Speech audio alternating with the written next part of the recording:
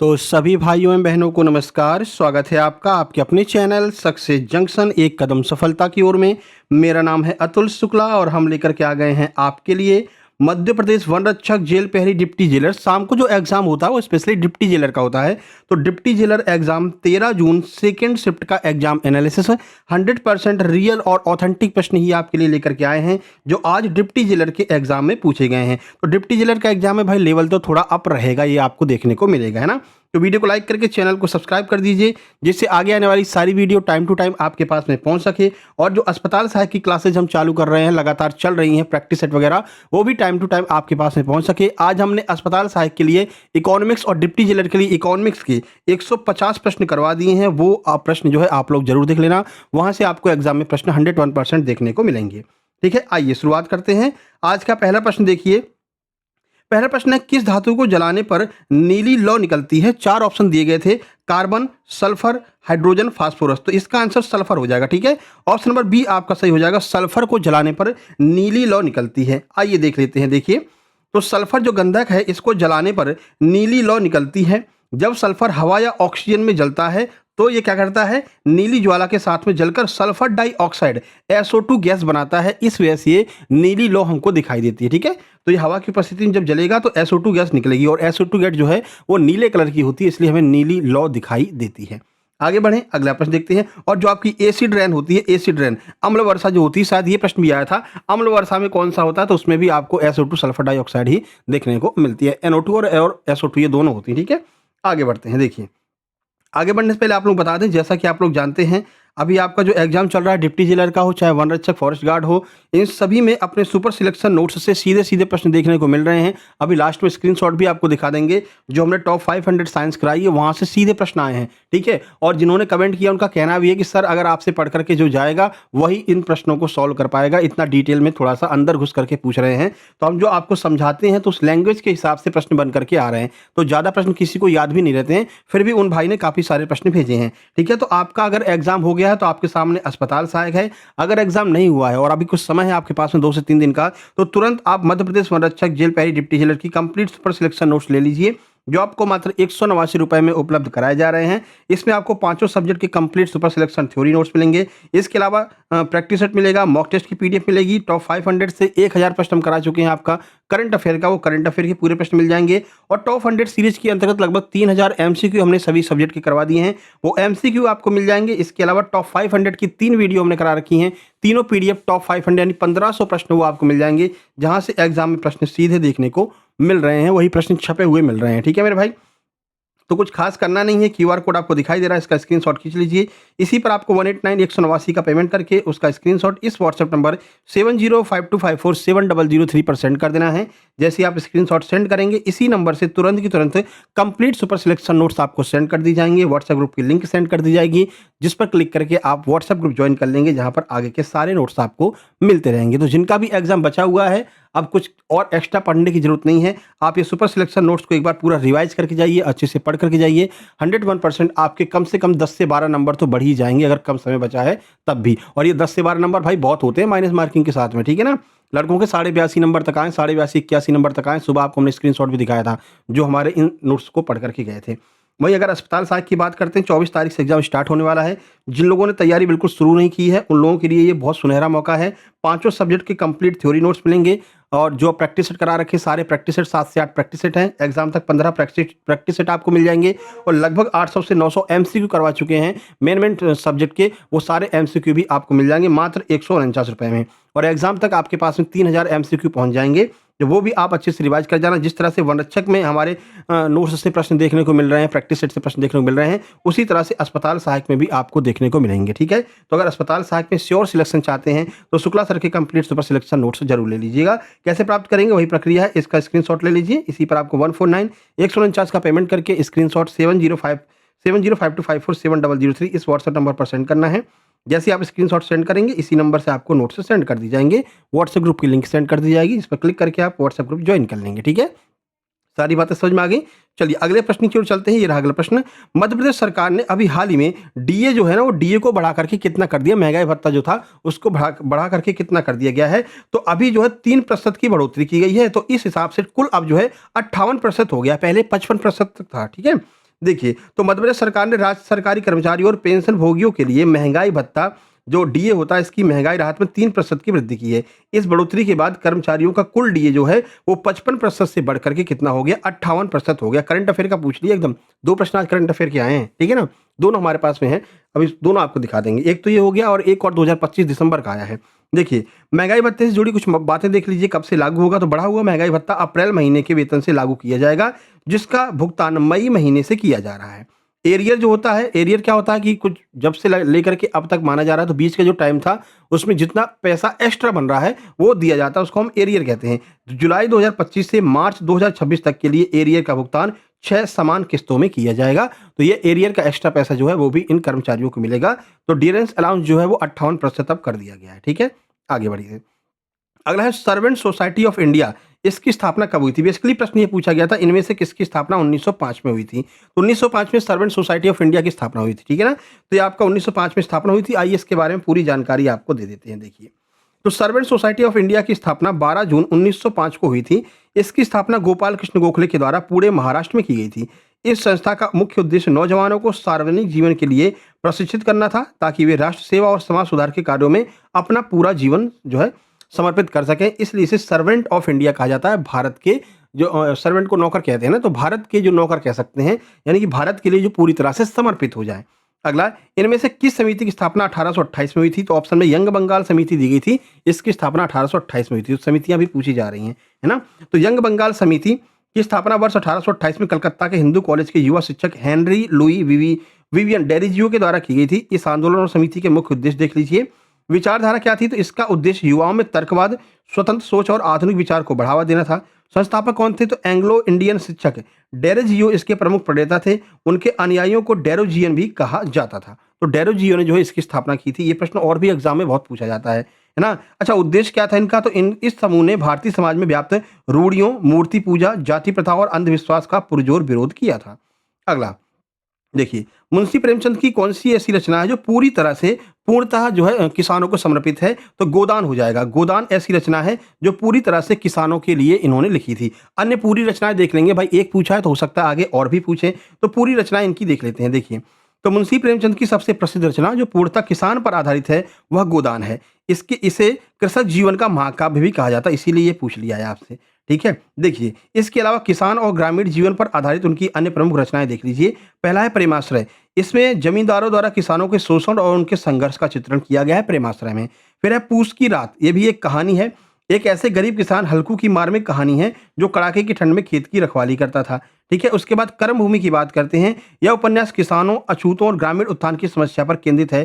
फिर सवा सेर गेहूं की बात करते हैं, तो यह कहानी साहूकारों द्वारा किसानों के कर्ज और शोषण पर आधारित है, ठीक है? तो फिलहाल आपके ऑप्शन में गोदान दिया गया था, तो गोदान ही सही हो जाएगा। किसानों का महाकाव्य भी इसको कहते हैं। अगला, देखो, मध्य प्रदेश की सीमा वाला रिपीट हुआ, तीसरी बार ये प्रश्न रिपीट हो रहा है, ठीक है ना? कल परसों भी कराया था हमने आपको। तो एनालिसिस देखने का यही फायदा आपको मिलेगा कि आपको प्रश्न रिपीट होते हुए दिखाई देंगे। तो पूछा गया था मध्य प्रदेश की सीमा किस राज्य से लगती है? अब राज्य का ऑप्शन तो था नहीं, पर पूरे हम बता देते हैं किन किन राज्यों से मध्य प्रदेश की सीमा किस दिशा से लगती है, वो भी देख लो। तो मध्य प्रदेश जो है भारत के मध्य में स्थित है। 5 राज्यों के साथ अपनी सीमा साझा करता है। लैंड लॉक राज्य है, ठीक है ना? यानी कि इसके अगल बगल कोई समुद्र नहीं है, ठीक है? देखिए, उत्तर प्रदेश से नॉर्थ और उत्तर पूर्वी हिस्से में ये उत्तर प्रदेश से जो है सीमा साझा करता है। इसके बाद छत्तीसगढ़ से पूरब और दक्षिण पूर्व में छत्तीसगढ़ से, महाराष्ट्र से दक्षिण में सीमा साझा करेगा, गुजरात से पश्चिम में सीमा साझा करेगा और राजस्थान से उत्तर पश्चिम में सीमा साझा करता है। 5 राज्यों से सीमा साझा करता है। इनमें से किसी एक का नाम आपके ऑप्शन में दिया गया होगा, ठीक है मेरे भाई? आगे बढ़ लेते हैं। देखो, एमपी का एक और प्रश्न आ गया है अफीम वाला। मध्य प्रदेश का अफीम उत्पादक जिला कौन सा है? तो मंदसौर और नीमच को अफीम उत्पादक जिला मानते हैं।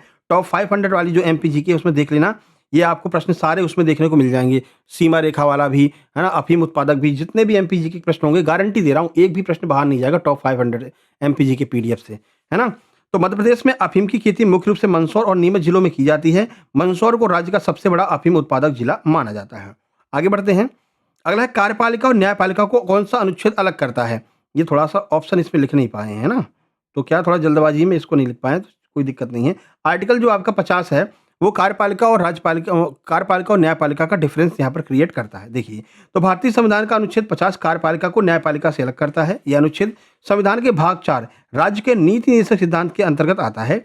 इसके अनुसार राज्य लोक सेवाओं में न्यायपालिका को कार्यपालिका से स्वतंत्र रखने के लिए कदम उठाएगा ताकि न्यायाधीश निष्पक्ष होकर के बिना किसी राजनीतिक या कार्यकारी दबाव के काम कर सकें। वर्तमान में ऐसा नहीं देखा जा रहा। वर्तमान में क्या हो रहा है कि जो मतलब कि सीजेआई लोग भी हैं, जो न्यायालय भी हैं, न्यायालय से अगर कोई रिटायर होता है ना, तो उसको कहीं न कहीं राजनीति में स्थान मिल जाता है। कहीं का मान लीजिए विधायक बना दिया, सांसद बना दिया, है ना? तो इसका बहुत विरोध हो रहा है कि इस तरह से तो फिर न्यायपालिका में भी जो है इनकी एंट्री होने लगी है राजनीति की, है ना? तो इसका भी बहुत विरोध हो रहा है। वैसे न्यायपालिका की जो है कार्यपालिका से अलग कौन करता है? आर्टिकल 50 करता है, ध्यान रखना है आपको। अगला, भारत में मैंग्रोव वन कहाँ पर पाए जाते हैं? बहुत अच्छे से आपको समझाया था सुंदरवन डेल्टा जब पढ़ा रहे थे पश्चिम बंगाल वाला, तब आपको बताया था मैंग्रोव वन क्या होते हैं। तो जहाँ पर दलदली भूमि पाई जाती है, वहाँ पर मैंग्रोव वन आपको देखने को मिल जाएँगे, ठीक है? चलिए कहाँ-कहाँ पर पाए जाते हैं वो देख लेते हैं। तो भारत में मैंग्रोव ज्वारी वन मुख्य रूप से पूर्वी और पश्चिमी तटों के डेल्टा क्षेत्रों, नदियों के मुहाने, खारे पानी वाले दलदलों में पाए जाते हैं। देश का लगभग 42% जो मैंग्रोव आवरण है, अकेले पश्चिम बंगाल सुंदरवन में है। पूरे विश्व का सबसे बड़ा डेल्टा कौन-सा है? सुंदरवन डेल्टा है। जिसके बाद गुजरात और अंडमान निकोबार का स्थान आता है। प्रमुख मैंग्रोव वन की बात करेंगे तो पश्चिम बंगाल का सुंदरवन है। ये दुनिया का सबसे बड़ा मैंग्रोव वन है जो गंगा, ब्रह्मपुत्र और मेघना नदियों के डेल्टा क्षेत्र पर स्थित है। गुजरात की बात करते हैं तो कच्छ की खाड़ी और खंबात की खाड़ी के तटीय क्षेत्रों में मैंग्रोव वन पाए जाते हैं।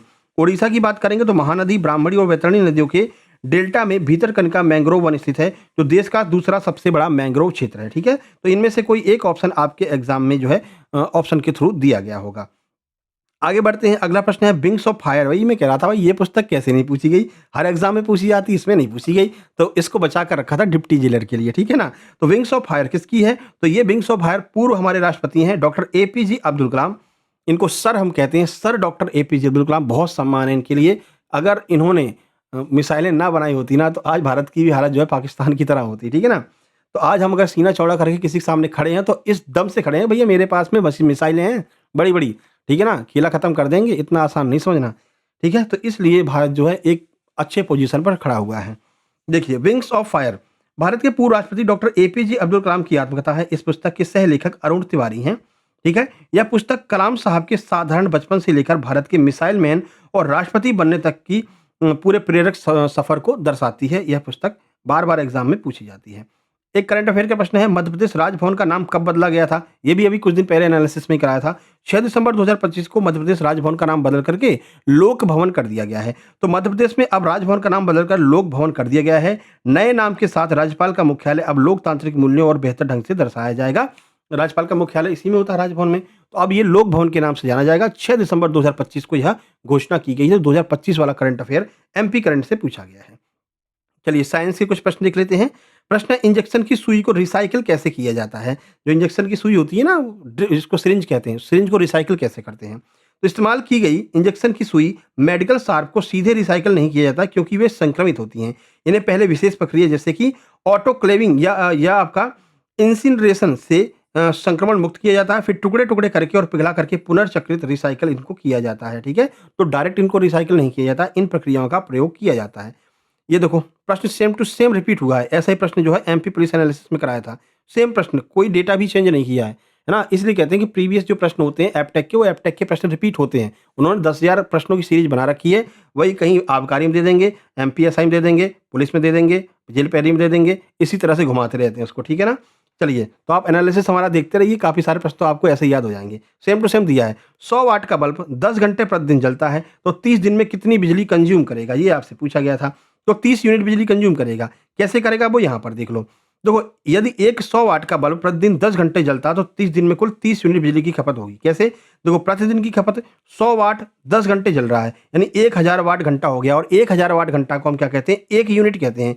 तो 30 दिन में भाई, एक दिन में 1 यूनिट जल रहा है तो 30 दिन में कितना जलेगा? 30 दिन में 30 यूनिट जलेगा। तो 30 यूनिट इसका बिल्कुल सही आंसर हो जाएगा। अगला देखो, विद्युत परिपथ में फ्यूज तार के बारे में आपको बताया था कि भाई फ्यूज तार जो है वो पतला ही होना चाहिए। ये सारी बातें आपको हमने टॉप 500 वाले में बता रखी हैं। चलिए देखते हैं, प्रश्न पूछा गया, विद्युत परिपथ में फ्यूज तार क्यों लगाया जाता है? तो विद्युत परिपथ में फ्यूज तार एक प्रमुख सुरक्षा उपकरण के रूप में लगाया जाता है। जब परिपथ में अचानक अत्यधिक विद्युत धारा बहती है तो यह तार पिघल करके टूट जाता है। इससे बिजली का प्रवाह रुक जाता है, जो महंगे उपकरणों को जलने और शॉर्ट सर्किट से आग लगने की दुर्घटना को बचाता है। हमने आपको बताया था कि भैया पतला तार ही लगाया करो, कॉपर भी लगा रहे हो तो पतला तार लगाओ। उससे क्या होगा, मान लो बहुत तेज बिजली आई तो वो तार टूट जाएगा। कह रहे फ्यूज उड़ गया है ना, तो फ्यूज उड़ने का यही फायदा। अगर फ्यूज नहीं उड़ेगा तो तुम्हारे घर के जितने टीवी, फ्रिज, कूलर वूलर है वो सब उड़ जाएंगे, है ना। तो उन सब की सुरक्षा के लिए फ्यूज तार का इस्तेमाल किया जाता है। ठीक है, ये भी अपने टॉप 500 से सीधे आया है। अगला, पक्षियों में क्रोमोसोम की संख्या कितनी होती है? तो 78 से लेकर के 82 तक संख्या पक्षियों में होती है क्रोमोसोम की। अब अलग-अलग पक्षियों में कुछ ऊपर-नीचे हो सकती है, जैसे देखो, अलग-अलग पक्षियों में क्रोमोसोम गुणसूत्र की संख्या भिन्न-भिन्न हो सकती है। आमतौर पर अधिकांश पक्षी प्रजातियों में कुल गुणसूत्रों की संख्या 78 से 82 के बीच में होती है। अगर जोड़ों में बात करेंगे तो 39 से 41 भाई, 39 का डबल कितना हो जाएगा 78, 41 का डबल 82 हो जाएगा। तो अगर जोड़ों में बात करेंगे तो 39 से 41 हो जाएगा, ठीक है? कुछ विशिष्ट पक्षी हैं जैसे आधुनिक पक्षी और कबूतर, इनमें 80 गुणसूत्र होते हैं, ठीक है ना? यानी कि 40 जोड़े होते हैं, ठीक है? इसके अलावा जो ईमू है, इसमें कुल 82 गुणसूत्र होते हैं, यानी कि 41 जोड़े होते हैं। तो इस तरह से डिफर करती है, लेकिन 78 से 82 के बीच में ही रहती है गुणसूत्रों की संख्या, ठीक है? इतना आपको याद रखना है। अच्छा, मनुष्य में कितने गुणसूत्र होते हैं, कितने जोड़ी? ये आप कमेंट बॉक्स में कमेंट कर दीजिए जल्दी से, किसको-किसको पता है? अगली वीडियो में हम आपको बता देंगे। अगला, अगला है जब पारा डीडीटी पानी में जाते हैं तो सबसे ज़्यादा किसके पास स्टोर रहेगा? यानी कि जो ऊर्जा है ना, वो सबसे ज़्यादा किसके पास में स्टोर रहेगी जब पारा और डीडीटी पानी में जाएँगे? 4 ऑप्शन हैं, ऊपरी वनस्पति, छोटे जीव, छोटी मछली, बड़ी मछली। सही आंसर हो जाएगा बड़ी मछली के पास में। क्यों? आइए बताते हैं। देखिए, तो जब मरकरी और डीडीटी पानी में जाते हैं तो खाद्य श्रृंखला के माध्यम से इनका स्तर लगातार बढ़ता चला जाता है, जिसे जैव आवर्धन कहते हैं। इनमें सबसे ज़्यादा मात्रा में बड़ी मछली के पास में स्टोर रहेगी। कैसे? भाई देखो, पहले क्या होगा, छोटी वनस्पतियाँ हैं, इनमें जाएगा, ठीक है? इन छोटी वनस्पतियों को छोटी-छोटी मछलियाँ खा लेंगी, ठीक है? फिर इनमें पहुँच गया, अब इन छोटी-छोटी मछलियों को बड़ी मछली खा लेगी। अब बड़ी मछली के आगे तो कुछ होने वाला नहीं है, तो बड़ी मछलियों के पास में सबसे ज़्यादा समय तक ये पारा और डीडीटी स्टोर रहता है, इससे उनको जो है नुकसान पहुँचता है। तो यही आपसे पूछा जा रहा है किसके पास में सबसे ज़्यादा रहेगा, तो बड़ी मछलियों के पास में सबसे ज़्यादा समय तक डीडीटी स्टोर रहेगा। चलो, अगला पूछा गया है कि पारितंत्र में, चाहे वो घास पारितंत्र हो, पारितंत्र में सबसे अधिक ऊर्जा किसके पास में रहती है? तो जो पारितंत्र होता है उसमें सबसे अधिक जो ऊर्जा होगी वो हरे, जो मतलब कि हरे पेड़-पौधों को खाते हैं, जिसे हम क्या कह सकते हैं, कार्निवोरस कह सकते हैं, यानी कि शाकाहारी कह सकते हैं। तो घास के पास में सबसे ज़्यादा ऊर्जा रहती है। लिंडमैन का 10% ऊर्जा वाला नियम याद है ना? हमने आपको बताया था। क्या होता है, इस तरह से घास रहती है, ठीक है? इस घास में अभी जितनी ऊर्जा है इसके पास में है। अब इसको बकरी खा जाएगी, ठीक है? तो बकरी के पास में कितनी ऊर्जा पहुँचेगी? केवल 10% ऊर्जा पहुँचेगी। बकरी को शेर खा जाएगा, शेर के पास में कितनी पहुँचेगी? 10% पहुँचेगी। इस तरह से ये क्रम चलता रहता है। तो सबसे ज़्यादा ऊर्जा होगी किसके पास में? जो सबसे पहले होगा। सबसे पहले कौन है? घास है। तो सबसे ज़्यादा ऊर्जा किसके पास में होगी? घास के पास में होगी। नॉर्मल सी बात है, ठीक है? ऑप्शन में घास दिया गया था, तो शाकाहारी आपका सही आंसर हो जाएगा। या तो घास दिया होगा या फिर कार्निवोरस यानी कि शाकाहारी दिया गया होगा। देखिए, घास पारितंत्र में सबसे अधिक ऊर्जा उत्पादकों, घास और पौधों के पास में होती है। पारितंत्र में ऊर्जा का प्रवाह हमेशा 10% नियम के, लिंडमैन के 10% नियम के अनुसार काम करता है, जिसके अनुसार खाद्य श्रृंखला के हर अगले पोषण स्तर पर केवल 10% ऊर्जा ही पहुंच पाती है, बाकी 90% ऊर्जा श्वसन और ऊर्जा के रूप में नष्ट हो जाती है। लिंडमैन का नियम बहुत अच्छे से हमने आपको शुरू में ही समझा रखा है ना? तो वो आपने जो है आसानी से कर लिया होगा। ठीक है? आगे, सूर्य के प्रकाश की उपस्थिति में पौधों का बढ़ना क्या कहलाता है? तो इसको हम प्रकाशानुवर्तन कहते हैं, ठीक है? और ये भी आपको समझाया था प्रकाश संश्लेषण की क्रिया में कि भाई इस क्रिया को क्या कहा जाता है। ये देखो, ये पेड़ है, ठीक है? ये यहाँ पर इसकी जड़ें हैं, ये पेड़ है, ये सूरज है। सूरज से प्रकाश आ रहा है और फिर पेड़ों में क्लोरोफिल है। क्लोरोफिल और प्रकाश मिलकर के क्या कर रहे हैं? प्रकाश संश्लेषण की क्रिया के द्वारा अपने भोजन का निर्माण कर रहे हैं। तो इस पूरी प्रक्रिया को हम प्रकाश संश्लेषण कहते हैं और इसके द्वारा पौधों का बढ़ना क्या कहलाता है? प्रकाशानुवर्तन कहलाता है। चलिए देखिए, तो सूर्य के प्रकाश की उपस्थिति में पौधों का विकास होना, उसकी ओर मुड़ना, ये सूर्य की ओर ही मुड़ते चले जाते हैं, ठीक है ना? इस तरह से टिल्ट हो जाते हैं सूर्य की तरफ, ठीक है? मुड़ना प्रकाशानुवर्तन कहलाता है, ठीक है? ये सूर्य के प्रकाश और पौधों के विकास से जुड़ी कुछ अन्य महत्वपूर्ण बातें देख लीजिए। प्रकाश संश्लेषण, फोटोसिंथेसिस। सूर्य के प्रकाश की उपस्थिति में पौधे कार्बन डाइऑक्साइड, CO2 और जल H2O की मदद से अपना भोजन बनाते हैं, ग्लूकोज का निर्माण करते हैं और इस प्रक्रिया को प्रकाश संश्लेषण कहते हैं। ये भी आपको बहुत अच्छे से डिटेल में समझा चुके हैं, ठीक है? समझाने का ज़्यादा असर पड़ रहा है, ठीक है ना? जो समझ करके गया है ना, वो प्रश्नों को आराम से तोड़ ले रहा है, क्योंकि सीधे-सीधे प्रश्न नहीं आ रहे हैं। अब भाई हम तो आपको सीधे बता रहे हैं, है ना? लेकिन ये प्रश्न थोड़ा-सा घुमा-फिरा करके पूछे जा रहे हैं। तो जिसने अच्छे से समझा है, टॉप 500 में अच्छे से समझा है, टॉप 100 में अच्छे से समझा है ना, MCQ में, तो वो समझ करके उन प्रश्नों को आराम से सॉल्व कर ले रहा है, ठीक है? चलो, बाकी हिंदी, इंग्लिश और मैथ में कोई खास परिवर्तन नहीं आया है। मैथ में केवल इतना है कि एडवांस जुड़ गया है और बाकी हिंदी में वही है, वाक्य अरेंजमेंट के प्रश्न आ ही रहे हैं, अलंकार आ रहा है, मुहावरे हैं, तत्सम तद्भव हैं, ठीक है? कुछ खास परिवर्तन नहीं, पर्यायवाची इसमें कोई परिवर्तन देखने को नहीं मिला है, ठीक है? मैथ में यहाँ पर एडवांस के कुछ प्रश्न ऐड हो गए। एडवांस में आज बताया था कि सर आयत का एक प्रश्न आया था, जिसमें आयत की चौड़ाई और परिमाप दिया गया था, लंबाई पूछी गई थी। इस तरह के 2 प्रश्न थे और एक जो है समकोण त्रिभुज से भी प्रश्न पूछा गया था। बाकी पूरा अपना चैप्टर यही चल रहा है। 1-2 प्रश्न, 2 से 3 प्रश्न जो है वो एडवांस के इसमें ऐड हो जा रहे हैं। बाकी पूरा सिस्टम वही है, ठीक है? और इंग्लिश में भी वही है, पूरा स्पेलिंग एरर से 3 से 4 प्रश्न आ रहे हैं। इसमें जो एक्टिव वॉइस, पैसिव वॉइस के प्रश्न बढ़ जा रहे हैं। एक्टिव पैसिव के लगभग 3 से 4 प्रश्न ऐड हो जा रहे हैं, नरेशन के प्रश्न इसमें ऐड हो जा रहे हैं। तो डिप्टी जेलर में एक्टिव, पैसिव और नरेशन पूछ रहे हैं, और जो आपका सुबह एग्जाम हो रहा है जेल पैरी फॉरेस्ट गार्ड, उसमें नहीं पूछ रहे हैं, ठीक है। बाकी अब एग्जैक्ट प्रश्न किसी को इतना याद नहीं रहता, आप भी जानते हो, आप खुद एग्जाम देकर आओगे तो आपको पता चलेगा। लेकिन निवेदन है, जितना भी प्रश्न आपको याद रहे इस व्हाट्सएप नंबर पर आप जरूर शेयर करना, ऐसा हम आपसे निवेदन करते हैं। जैसा कि आज इन भाइयों ने शेयर किया है, जिनके हम आपको स्क्रीनशॉट दिखाने जा रहे हैं। देखिए इनका खुद कहना देख लो।